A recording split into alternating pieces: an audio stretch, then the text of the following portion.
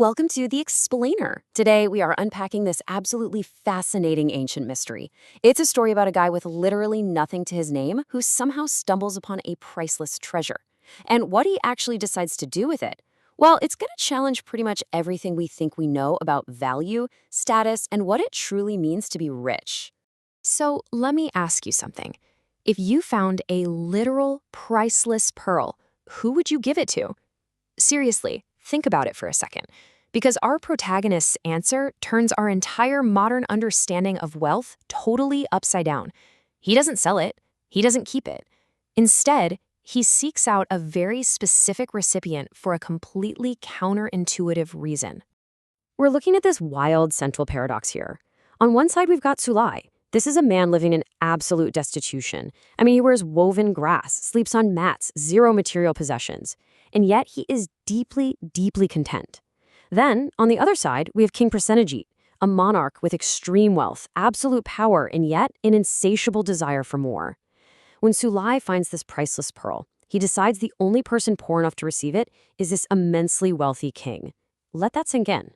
Now, we are drawing this incredible story directly from the ancient text, the Sūtra of the Buddhist speaking on Sulai, which is preserved in the Taishō Tripiṭaka.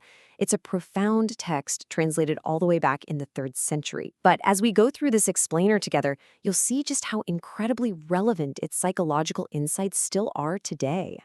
Okay, let's flash back for a minute to Chakra's threefold test, just so we can understand exactly who XLI is. See, before he ever even finds the pearl, Sulai's immense spiritual wealth gets rigorously tested by the king of gods, Chakra. Actually, Chakra was terrified of Sulai's pure conduct. He was worried this mortal might literally unseat him from the heavens. So what does he do? He sends down 3 brutal illusions to break Sulai's spirit. A test of violence, a test of greed, and a test of lust. Let's look closely at how our guy handles them. Take the second test, for instance. Chakra literally materializes mountains of wealth right in front of Sulai. He tells this impoverished man, hey, you don't have to suffer in poverty anymore. You can have endless gold, silver, and pearls if you just abandon your strict moral principles and take the easy way out. But Exelai's perspective, it's just profoundly different. He shoots back with this amazing line, hoarding treasure to 100 billion, but regretting at death, the wise call this poverty. His unbothered rebuttal points out that grasping for wealth is basically a prison. Holding on to things you ultimately cannot keep when you die is the text's true definition of poverty.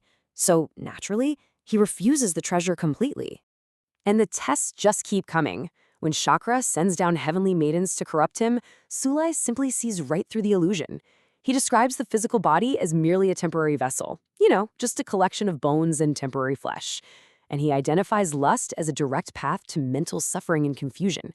His internal wealth of discipline is just completely unshaken. All right, moving on to the actual confrontation.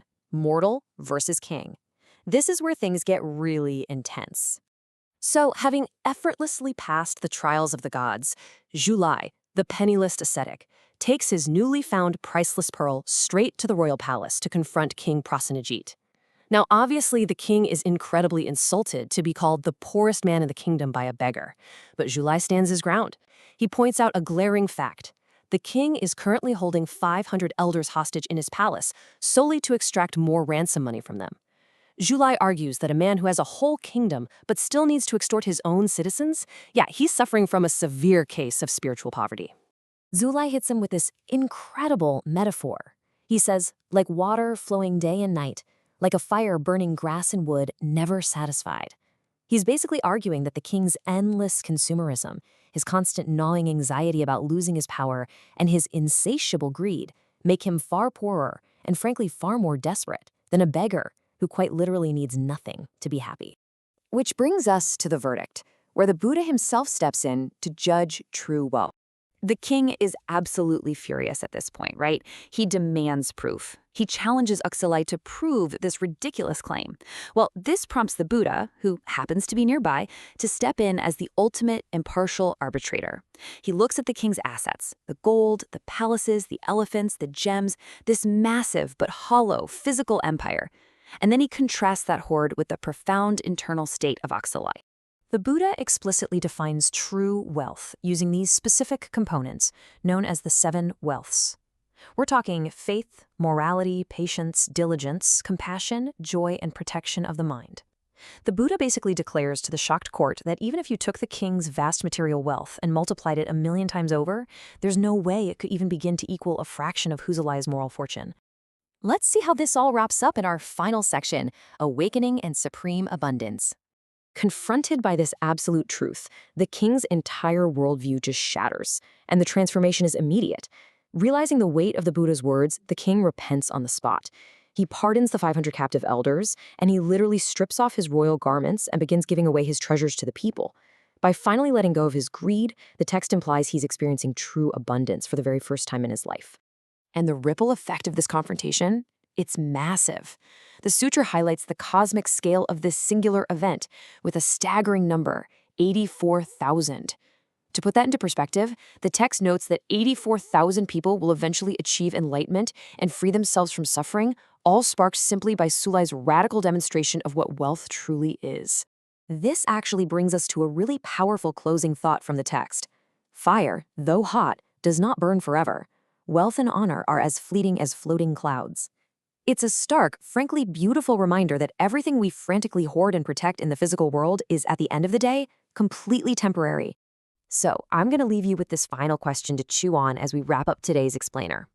Take a look at your own life, your own goals, your own anxieties. Based on what we've unpacked today from Zhenlei and the King, which definition of wealth are you actually pursuing? Are you building a treasury of floating clouds, or are you cultivating true wealth? Thanks for hanging out with me on this journey today, and keep questioning what truly holds value.